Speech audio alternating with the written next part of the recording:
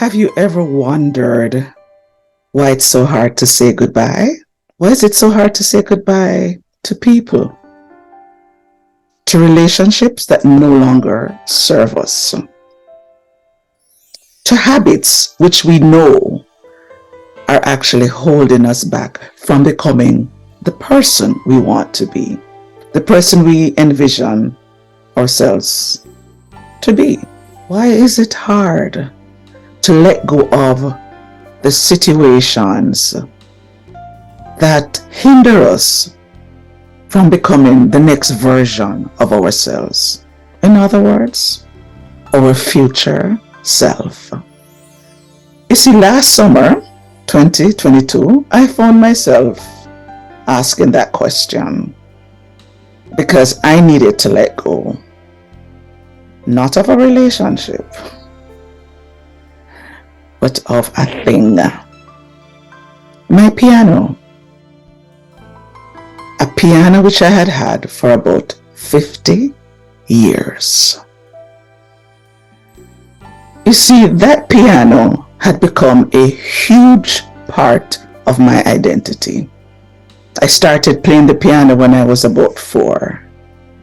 And I actually stopped playing when I was about 18, when I left high school. But I kept the piano. Matter of fact, when I got married, I had to beg my parents to give me the piano because they thought it looked good in their living room.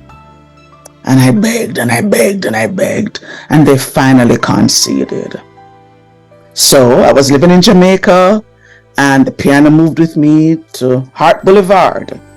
And then the piano moved with us to Hope Pastures. And then the piano moved with us when we bought our first home in Stony Hills. And then when we moved to Tortola, the British Virgin Island, in about 2001, the piano moved with us too, because my husband was being relocated and we had it shipped. And then when we left the Virgin Islands after 1 year, it came with us to Vancouver. And the first house that we rented, it moved with us. The second house that we rented, it moved with us. The third house that we rented, it moved with us. And then when we bought our first home there, about 13 years ago, it moved with us again. Now you may wonder, why did I think I needed to move with the piano, even though I was no longer playing it? Well, I'm telling you, it was a huge part of my identity. I kept saying, I play the piano, because I felt I played the piano. I just thought I'm not playing it right now because of my nails, because nails and piano just did not go together. I know, sounds vain, but it's true. But in the summer of 2022, my husband and I decided to downsize from a 4-bedroom house to a 4-bedroom townhouse, and we were going to lose 400 square feet of living space. And he came up with a bright idea that we should just get rid of the piano. And I said, not the piano, anything else but the piano. And so he understood. The piano was the only thing that I had had from childhood, the only thing left. And the piano was also the only link to my parents, who are both now gone. I remembered many fights with my parents over not playing the piano, me not playing the piano enough. And I was not willing to let go of that part of my childhood. And every year I would make the same resolution. This is the year I'm going to pick up playing the piano again. But I didn't. And then every Christmas I said, okay, let's invite friends over and I will play the piano and we'll sing Christmas carols. Because when I looked in the piano seat, I had all my books still. All the books from my childhood. And I did not want to give them away. And I didn't want to give up the piano. But like I said, we were downsizing. So my husband came up with a great idea. After we bought the townhouse, he said, let's go and take a look around and see where we'll put the piano. I should have known what he had in mind. But I said, yeah, let's go. So we measured the furniture we had. And let's face it, do the math. 400 square foot less? Come on. Anyway, so we went to look around. Because in Vancouver, after you purchase the home, you're allowed 2 visits just to look around and, decide on where you're going to put your blinds, your drapes, whatever. So we used our first opportunity to measure and to look and imagine where we would put the furniture. And when we were done, there was actually no space left for the piano. We had to give away a few other things. We knew that. Now the lawn equipment, the lawn mower, the blower, all of those, obviously, they had to go because we were no longer going to have a lawn. And for the furniture inside, there were some things that, we'd had them for long enough and I was happy to give them away, like the little sofa, the recliner, things that we'd had for years. Yeah. But not the piano. But there was no space for the piano.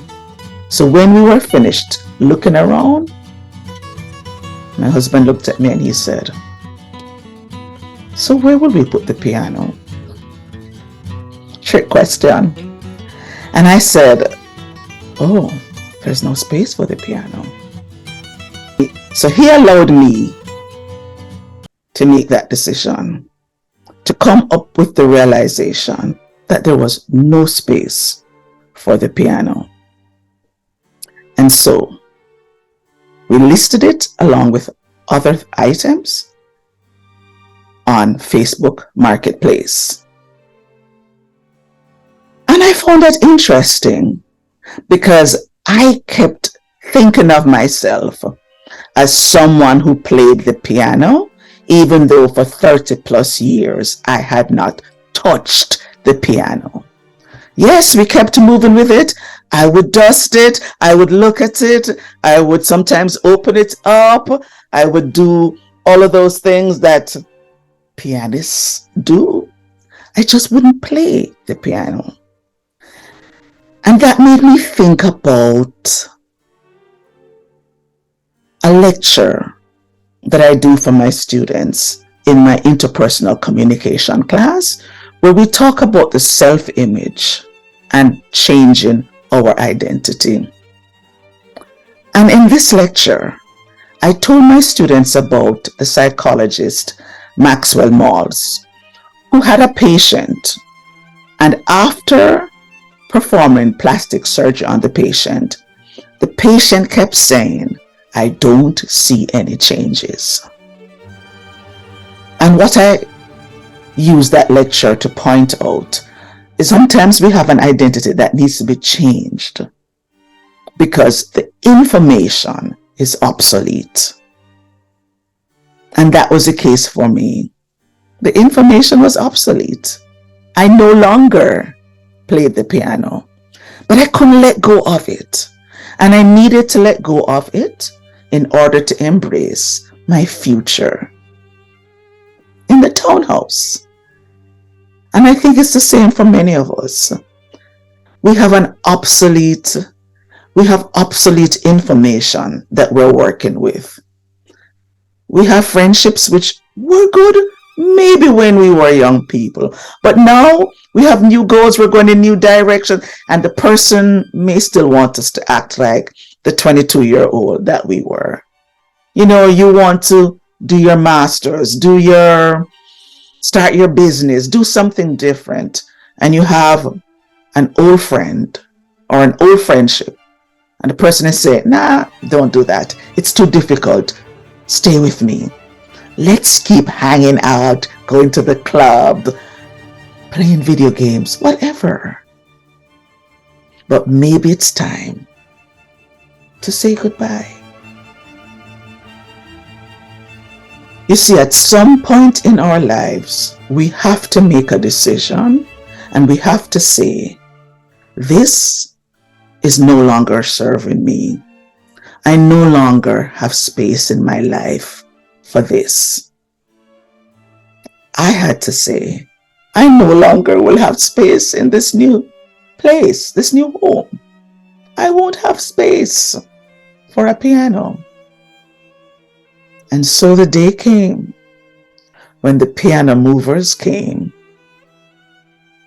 and I watched them wheel the piano out and drive away with it. And I actually didn't feel any pain.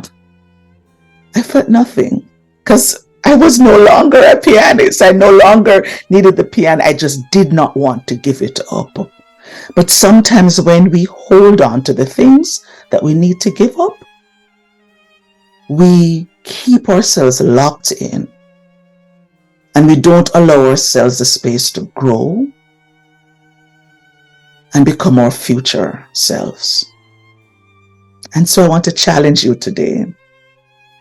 What do you need to say goodbye to?